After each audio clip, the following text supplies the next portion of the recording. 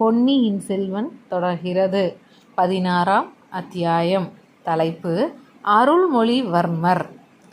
இந்த அத்தியாயத்தில் நம்ம அருள்மொழிவர்மர் யார் என்பதையும் பார்த்துவிட்டு 15ஆம் அத்தியாயத்தில் அந்த குமாரிகள் ஏன் வானதியை அப்படி பேசினார்கள் என்பதை பற்றியும் நம்ம தெரிந்து கொள்ள போகிறோம். கதைக்குள்ளே போகிறோம். 980 ஆண்டுகளுக்கு முன்னால் ராசகேசரிவர்மர் பராந்தக சுந்தர சோழ மன்னர் தென்னாட்டில் இணையில்லாத சக்கரவர்த்தியாக விளங்கி வந்தார். நம் கதை நடக்கும் காலத்துக்கு 12 ஆண்டுகளுக்கு முன்பு இவர் சிங்காசனம் ஏறினார். சென்ற நூற்றாண்டுகளாக சோழர்களின் கை நாளுக்கு நாள் வலுத்து வந்தது. சோழ சாம்ராஜ்யம் நாலா திசையிலும் பரவி வந்தது. எனினும் சுந்தர சோழர் பட்டத்துக்கு வந்த சமயத்தில் தெற்கேயும் வடக்கேயும் விரோதிகள் வலுவாக இருந்தார்கள். சுந்தர சோழருக்கு முன்னால் அரசு புரிந்த கண்டராதித்தர் சிவபக்தியில் திளைத்து சிவஞான கண்டராதித்தர் என்று புகழ் பெற்றவர். அவர் ராஜ்யத்தை விஸ்தரிப்பதில் அவ்வளவாக சிரத்தை கொள்ளவில்லை. கண்டராதித்தருக்கு பிறகு பட்டத்துக்கு வந்த அவருடைய சகோதரர் அரிஞ்சயர் ஆண்டு காலம்தான் சிம்மாசனத்தில் இருந்தார். அவர் தொண்டை நாட்டில் உள்ள ஆற்றூரில் துஞ்சிய பின்னர் அவருடைய புதல்வர் பராந்தக சுந்தர சோழர் தஞ்சை சிம்மாசனம் ஏறினார். பேரரசர் ஒருவருக்கு இருக்க வேண்டிய எல்லா சிறந்த அம்சங்களும் சுந்தர சோழ சக்கரவர்த்தியிடம் பொருந்தியிருந்தது. போராற்றல் மிக்க சுந்தர சோழர் தம் ஆட்சியின் ஆரம்பத்திலேயே தென் திசைக்கு படையெடுத்து சென்றார். சேவூர் என்னும் இடத்தில் சோழ சைனியத்துக்கும் பாண்டிய சைனியத்துக்கும் பெரும் போர் நடைபெற்றது. அச்சமயம் மதுரை மன்னனாக இருந்த வீரபாண்டியனுக்கு துணை செய்வதற்காக சிங்கள நாட்டு அரசன் மகிந்தன் ஒரு பெரிய சேனையை அனுப்பியிருந்தான்.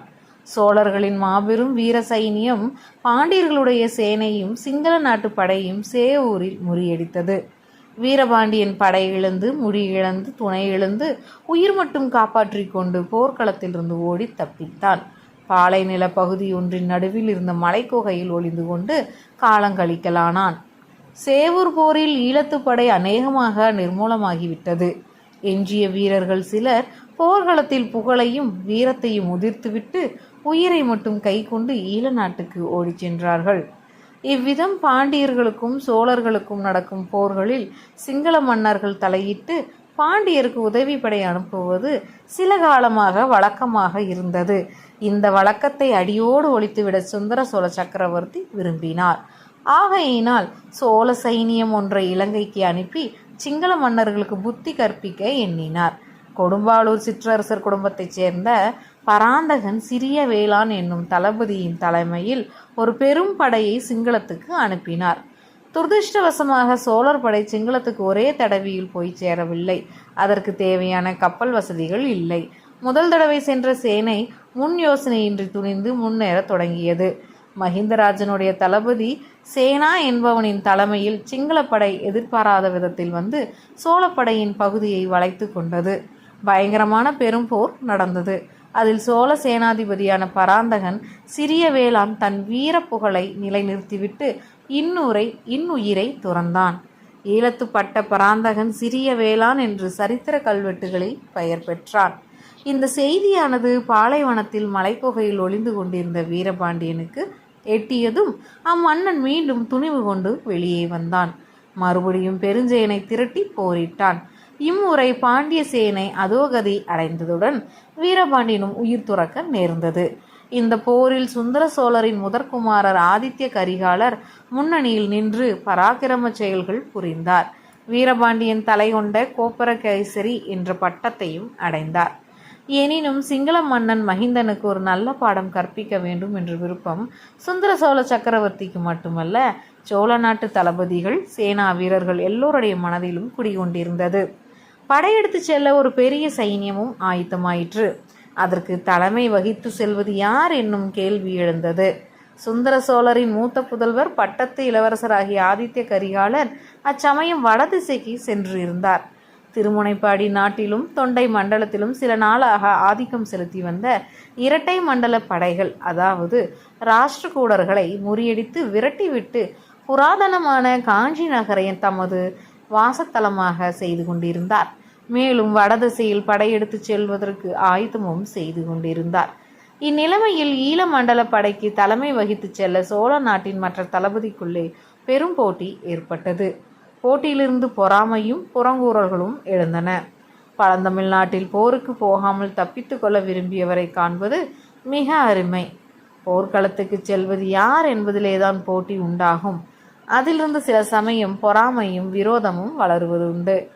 ஈழ நாட்டுக்கு சென்று மகிந்தனை பழிக்கு பழி வாங்க சோழரின் வீரப்புகழை நிலைநாட்டுவது யார் என்பது பற்றி இச்சமயம் சோழ நாட்டு தலைவர்களிடையே போட்டி மூண்டது. இந்த போட்டியை அடியோடு நீக்கி அனைவரையும் சமாதானப்படுத்தும்படியாக சுந்தர சோழ மன்னரின் இளம் புதல்வர் அருள்மொழிவர்மர் முன்வந்தார். அப்பா, பழையாறை அரண்மனையில் அத்தைகளுக்கும் பாட்டிகளுக்கும் இடையில் இத்தனை நாள் நான் செல்ல பிள்ளையாக வளர்ந்தது போதும். தென்திசை சைனியத்துக்கு மாதண்ட நாயகனாக என்னை நியமனம் செய்யுங்கள். ஈழப்போருக்கு தலைமை வகித்து நடத்த நானே இலங்கை சென்று வருகிறேன் என்றார் இளங்கோ அருள்மொழிவர்மர். அருள்மொழிவர்மருக்கு இப்போதுதான் வயது 19. அவர் சுந்தர சோழரின் கடைக்குட்டி செல்ல புதல்வர். பழையாறை அரண்மனைகளில் வாழ்ந்த ராணிமார்களுக்கெல்லாம் செல்ல குழந்தை. சோழ நாட்டுக்கே அவர் செல்ல பிள்ளைங்களாம். சுந்தர சோழ மன்னர் நல்ல அழகிய தோற்றம் உடையந்தவர். அவருடைய தந்தை அரிஞ்சயர் சோழகுலத்து எதிரிகளாக இருந்த வைதும்பராயர் வம்சத்து பெண்ணாகிய கல்யாணியை அவளுடைய மேனி அழகை கண்டு மோகித்து மணந்து கொண்டார்.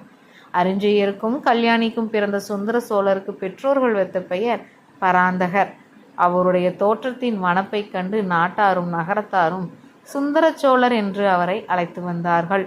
அதுவே அனைவரும் வழங்கும் பெயரும் ஆகியது. அத்தகையவருக்கு பிறந்த குழந்தைகள் எல்லோருமே அழகில் மிக்கவர்கள்தான். ஆனால் கடைசியில் பிறந்த அருள்மொழிவர்மர் அழகில் அனைவரையும் மிஞ்சிவிட்டார். அவருடைய முகத்தில் பொழிந்த அழகு மனித குலத்துக்கு உரியதாக மட்டுமில்லை, தெய்வீக தன்மை பொருந்தியதாக இருந்தது. அவர் குழந்தையாக இருந்தபோது சோழ வம்சத்து ராணிமார்கள் அவரை முத்தமிட்டு கண்ணம் கனியச் செய்து விடுவார்கள். எல்லாரிலாலும் அதிகமாக அவரிடம் வாஞ்சனையுடன் இருந்தால் அவருடைய தமக்கை குந்தவை. அருள்மொழிக்கு 2 வயதுக்கு மூத்தவளான போதிலும் தம்பியை வளர்க்கும் பொறுப்பு தன் தலைமையிலேயே சுமந்திருப்பதாக குந்தவை பிராட்டி எண்ணியிருந்தாள். குந்தவியிடம் அருள்மொழியும் அதற்கிணையான பாசம் வைத்திருந்தார். தமக்கையிட்ட கோட்டை தம்பி தாண்டுவதும் கிடையாது. இளைய பிராட்டி ஒரு வார்த்தை சொல்லிவிட்டால் போதும், அதற்கு மாறாக பிரம்மாவும் விஷ்ணுவும் சிவனும் சேர்ந்து வந்து சொன்னாலும் அருள்மொழிவர்மர் பொருட்படுத்த மாட்டார். தமக்கையின் வாக்கே தம்பிக்கு தெய்வத்தின் வாக்காக இருந்தது. தம்பியின் முகத்தை தம்மகை அடிக்கடி உற்று நோக்குவாள். விழித்து கொண்டிருக்கும் போது மட்டுமல்லாமல் அவன் தூங்கும் போதும் கூட நாளிகை கணக்கில் பார்த்து கொண்டிருப்பாள். இந்த பிள்ளையிடம் ஏதோ தெய்வ சக்தி இருக்கிறது, அதை வெளிப்படுத்தி பிரகாசிக்க செய்ய வேண்டியது என் பொறுப்பு என்று எண்ணமிடுவாள். தம்பி தூங்கும்போது அவனுடைய உள்ளங்கைகளை அடிக்கடி எடுத்து பார்ப்பாள். அந்த கைகளில் உள்ள ரேகைகள் சங்கு சக்கர வடிவமாக அவளுக்கு தோன்றும். ஆஹா, உலகத்தை ஒரு குடைநிழலில் புறந்திட பிறந்தவன் அல்லவா இவன் என்று சிந்தனை செய்வாள். ஆனால் சோழ சிங்காசனத்தில் தான் இவன் ஏறுவான் என்று எண்ணுவதற்கே இடம் இருக்கவில்லையே. இவனுக்கு மூத்தவர்கள், பட்டத்துக்கு உரியவர்கள் 2 பேர் இருந்தார்கள். பின் இவனுக்கு எங்கிருந்து ராஜ்யம் வரப்போகிறது? எந்த சிம்மாசனத்தில் இவன் ஏறப்போகிறான்? கடவுள் சித்தம் எப்படியோ யார் கண்டது? உலகம் மிக்க விசாலமானது. எத்தனையோ தேசங்கள், எத்தனையோ ராஜ்யங்கள் இவ்வுலகில் இருக்கின்றன. புஜபல பராமரத்தால் ஒரு நாட்டிலிருந்து இன்னொரு நாடு சென்று சிங்காதனம் ஏறி ராஜ்யம் ஆண்டவர்களை பற்றி கதைகளிலும் காவியங்களிலும் நாம் கேட்டதில்லையா? கங்கை நதி பாயும் வங்க நாட்டிலிருந்து துரத்தி அடிக்கப்பட்ட இளவரசன் படகில் ஏறி இலங்கைக்கு சென்று அரசு புரியவில்லையா? 1000 வருஷமாக அந்த சிங்கள ராஜ வம்சம் நிலைத்து நிற்கவில்லையா? இவ்விதமாக குந்தவை பிராட்டி ஓயாது சிந்தித்து வந்தாள். கடைசியாக இலங்கைக்கு அனுப்பும் சைனியத்துக்கு யார் தளபதியாக போவது என்பது பற்றி விவாதம் எழுந்தபோது அதற்குரியவன் அருள்மொழிதான் என்ற முடிவுக்கு வந்தாள். தம்பி அருள்மொழி, உன்னை ஒரு கணம் பிரிந்திருப்பதென்றாலும் எனக்கு எத்தனையோ கஷ்டமாகத்தான் இருக்கிறது. ஆயினும் நானே உன்னை போக சொல்ல வேண்டிய சமயம் வந்துவிட்டது. இலங்கை படையின் தலைவனாக நீதான் போக வேண்டும் என்றாள். இளவரசர் குதூகலத்துடன் இதற்கு சம்மதித்தார். அரண்மனை வாழ்வில் இருந்தும் அந்தப்புற மாதரசிகளின் அரவணைப்பில் இருந்தும் எப்போது தப்புவோம் என்று அருள்மொழிவர்மனின் உள்ளம் துடித்து கொண்டிருந்தது. அருமை தமக்கையே இப்போது போகச் சொல்லிவிட்டார். இனி என்ன தடை? குந்தவை தேவி மனம் வைத்துவிட்டால் சோழ சாம்ராஜ்யத்தில் நடவாத காரியம் ஒன்றுமே கிடையாது. சுந்தர சோழ சக்கரவர்த்திக்கு தம் செல்வகுமாரிடம் அவ்வளவு ஆசை, அவ்வளவு நம்பிக்கை. இளங்கோ அருள்மொழிவர்மர் தென் திசை சோழ சைன்யத்தின் மாதண்ட நாயகரானார். இலங்கைக்கு போனார். அங்கே படைத்தலைமை வகித்து சில காலம் போர் நடத்தினார். ஆனால் போர் எளிதில் முடிவதாக இல்லை. அவர் போர் நடத்திய முறைக்கும் மற்றவர்களின் போர் முறைக்கும் வித்தியாசம் இருந்தது. தாய் நாட்டிலிருந்து அவர் வேண்டியபடியெல்லாம் தளவாடங்களும் சாமக்கிரியைகளையும் சரியாக வந்து சேரவில்லை. ஆகையால் இடையில் ஒரு தடவை தாய் நாட்டுக்கு வந்திருந்தார். தந்தையிடம் சொல்லி தம் விருப்பத்தின்படி எல்லா ஏற்பாடுகளையும் செய்து கொண்டார். மறுபடியும் ஈழத்துக்கு செல்ல ஆயத்தமானார். அருமை தம்பியை போர் முகத்துக்கு அனுப்புவதற்கு குந்தவி தேவி பழையாறையின் பிரதான மாளிகையில் மங்கள நிகழ்ச்சிகளை ஏற்பாடு செய்திருந்தாள். அருள்மொழி தேவர் புறப்பட்ட போது அரண்மனை முற்றத்தில் வெற்றி முரசுகள் முழங்கின. சங்கங்கள் ஆர்ப்பரித்தன. சிறுபறைகள் ஒலித்தன. வாழ்த்து கோஷங்கள் வானை அளாவின. சோழகுலத்து தாய்மார்கள் அனைவரும் அரண்மனையின் செல்ல குழந்தைக்கு ஆசி கூறி நெற்றியில் மந்திரித்த திருநீற்றை இட்டு திருஷ்டி கழித்து வழி அனுப்பினார்கள். அரண்மனை வாசலில் முகப்பில் அருள்மொழிவர்மர் வீதி வாசற்படியில் இறங்க வேண்டிய இடத்தில் குந்தவி தேவியின் தோழி பெண்கள் கைகளில் தீபமேற்றிய தங்கத் தட்டுகளை ஏந்தி கொண்டு நின்றார்கள். தோழி பெண்கள் என்றால் சாமானியப்பட்டவர்களா? தென்னாட்டில் உள்ள புகழ்பெற்ற சிற்றரசுகளின் குடும்பங்களைச் சேர்ந்தவர்கள். பழையாறை அரண்மனையில் செம்பியன் மாதேவிக்கு பணிவிடை செய்வதையும் குந்தவி பிராட்டிக்கு தோழியாக இருப்பதையும் பெற்ற கரும் பாக்கியமாக கருதி வந்தவர்கள். அவர்களிலே கொடும்பாளூர் சிறிய வேளாணின் புதல்வி வானதியும் இருந்தாள். இளவரசர் சற்று தூரத்தில் வருவதை பார்த்ததும் அந்த பெண்கள் எல்லோருமே மனக்கிளர்ச்சி அடைந்தார்கள். இளவரசர் அருகில் வந்ததும் கையில் ஏந்திய தட்டுகளை சுற்றி ஆழத்தி எடுத்தார்கள். அப்போது வானதியின் மேனி முழுதும் திடீரென்று நடுங்கிற்று. கையில் இருந்த தட்டு தவறி கீழே விழுந்து டனார் என்ற சத்தத்தை உண்டாக்கியது. அடடா, இது என்ன அபசகுணம் என்ற எண்ணம் எல்லோருடைய மனதிலும் உண்டாயிற்று. ஆனால் தட்டு கீழே விழுந்த பிறகும் திரி மட்டும் எரிந்து கொண்டிருப்பதை பார்த்துவிட்டு அனைவரும் நிம்மதியடைந்தார்கள். இது மிக நல்ல சகுனம் என்ற முதியவர்கள் உறுதி கூறினார்கள். எவ்வித காரணமும் இன்றி பீதியும் கலக்கமும் அடைந்து தட்டை நழுவிவிட்ட பெண்ணை பார்த்து புன்னகை பிரிந்துவிட்டு இளங்கோ அருள்மொழிவர்மர் மேலே சென்றார். அவர் அப்பால் சென்றதும் வானதியும் மயக்கம் அடைந்து கீழே சுருண்டு விழுந்து விட்டாள். ஆஹா, இப்பேற்பட்ட தவறை செய்து விட்டோமே என்ற எண்ணமே வானதியை அவ்வாறு மூச்சு அரைத்து விடும்படி செய்துவிட்டது. குந்தவியின் கட்டளையின் பேரில் அவளை மற்ற பெண்கள் தூக்கிச் சென்று ஒரு அறையில் மேடையில் கிடத்தினார்கள். குந்தவி பெராட்டி தம் சகோதரர் புறப்படுவதை பார்ப்பதற்கு கூட நில்லாமல் உள்ளே சென்று வானதிக்கு மூச்சை தளிக்க முயன்றாள். வாசலில் நின்றபடியே வானதி சுருண்டு விழுந்ததை பார்த்துவிட்டு அருள்மொழிவர்மர் தம் குதிரை மீது ஏறுவதற்கு முன்னால் விழுந்த பெண்ணுக்கு எப்படி இருக்கிறது, மயக்கம் தெளிந்ததா என்று விசாரித்து வர ஆள் அனுப்பினார். விசாரிக்க வந்தவனிடம் குந்தவை தேவி, இளவரசை இங்கே சிறிது வந்து பார்த்துவிட்டு போகச் சொல்லு என்று திருப்பி சொல்லி அனுப்பினாள். தமக்கையின் சொல்லை என்றும் தட்டி எறியாத இளவரசர் அவ்விதமே மீண்டும் அரண்மனைக்குள் வந்தார். வானதியின் தன் தமக்கையின் மார்பில் மீது சாத்தி கொண்டு மூச்சை தெளிவிக்க முயன்று கொண்டிருந்த காட்சி அவருடைய மனதை உருக்கியது. அக்கா, அந்த பெண் யார்? இவள் பெயர் என்ன என்று இளங்கோ கேட்டார். கொடும்பாளூர் சிறிய வேளாரின் மகள். இவள் பெயர் வானதி. கொஞ்சம் பயந்த சுபாவம் உடையவள் என்றாள் குந்தவை. ஆஹா, இப்போது இவள் மூர்ச்சையாகி விழுந்ததின் காரணம் தெரிந்தது. இந்த பெண்ணின் தந்தைதானே இலங்கை சென்று மீண்டும் வராமல் போர்க்களத்தில் மாண்டார். அதை நினைத்து கொண்டால் போலிருக்கு. அதுதான் இப்படி மயங்கி விழுந்து விட்டாள் என்றார் இளவரசர். இருக்கலாம், ஆனால் இவளை பற்றி நீ கவலைப்பட வேண்டாம். நான் பார்த்து கொள்கிறேன். இலங்கை சென்று விரைவில் வெற்றி வீரனாக திரும்பி வா. அடிக்கடி எனக்கு செய்தி அனுப்பி கொண்டிரு என்றாள் இளைய பிராட்டி.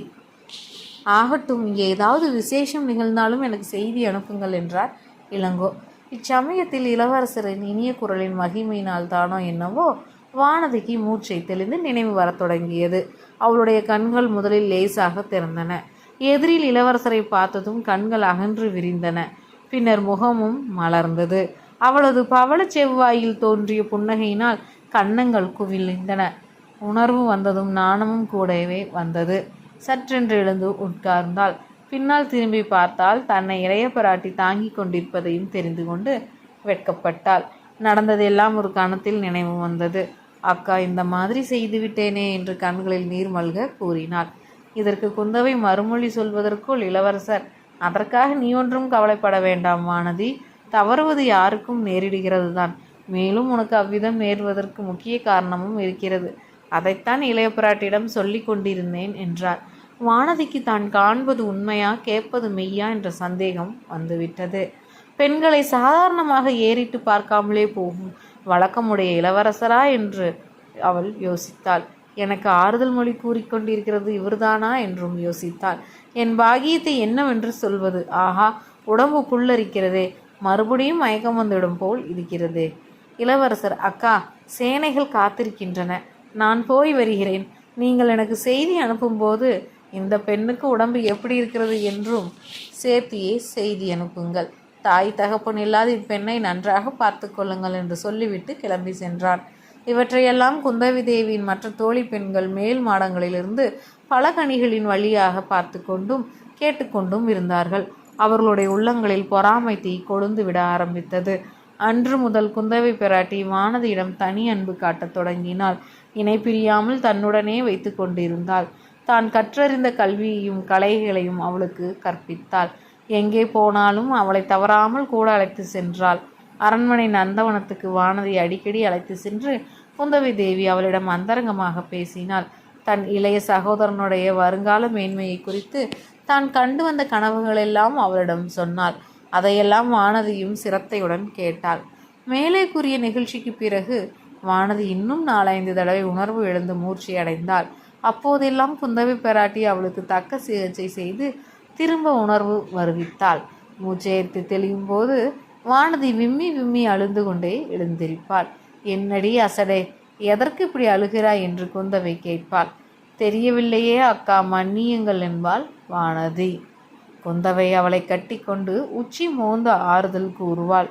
இவையெல்லாம் மற்ற பெண்களுக்கு மேலும் மேலும் பொறாமையை வளர்த்து கொண்டிருந்தன. எனவே குந்தவையும் வானதியும் ரதமேறி குடந்தை ஜோதிடரின் வீட்டுக்கு போன பிறகு அப்பெண்கள் மேற்கூறியவாறெல்லாம் பேசிக்கொண்டது தவறொன்றும் இல்லை.